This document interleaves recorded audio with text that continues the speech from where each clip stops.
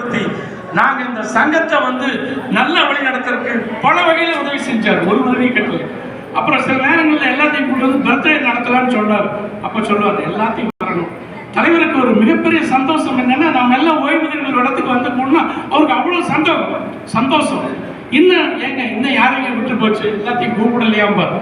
தான் பெற்ற இன்பம் அது. அவர் கூட்டு குடும்ப வாழ்க்கையில மிகச்சிறந்த ஒரு இதா இருக்கும். அப்படி ஒரு கூட்டு குடும்பம் மாதிரி நம்முடைய ஓய்வூதியர்களே ஒரு நல்ல ஒரு இணைப்பா பயன்படுத்திருக்காரு. அதுக்காக நாம் நல்ல ஒரு கரகோஷம் கட்டுகிறோம். இப்போ கோவை தெற்கு கிளையில மட்டும் இல்லை, இந்த சேவை கோவை மாவட்டத்துக்கு எல்லாத்துக்குமே கிடைக்க போகுது. அது மட்டும் எங்களுக்கு பெருமை இல்லை, எங்கள் தலைவரை மாநில தலைவராக்க வேண்டும். மாநிலம் உள்ள ஓய்வூதியர் அனைவருக்கும் இந்த சேவை தொடர்ந்து எந்த விதமான இடையூறு இல்லாமல் கிடைக்க வேண்டும். எங்களுக்கு கிடைத்த தலைவர் மிகப்பெரிய தலைவர்.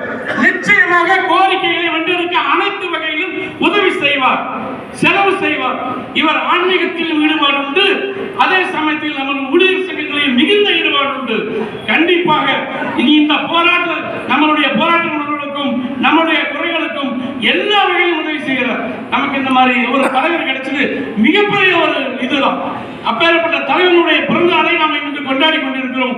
அவருக்கு எல்லாம் வல்ல இறைவன் அவருடைய குடும்பத்திற்கும் எல்லா வசதியும் எல்லா அருளையும் கொடுக்க வேண்டும் என்று கூறிக்கொள்கிறோம்.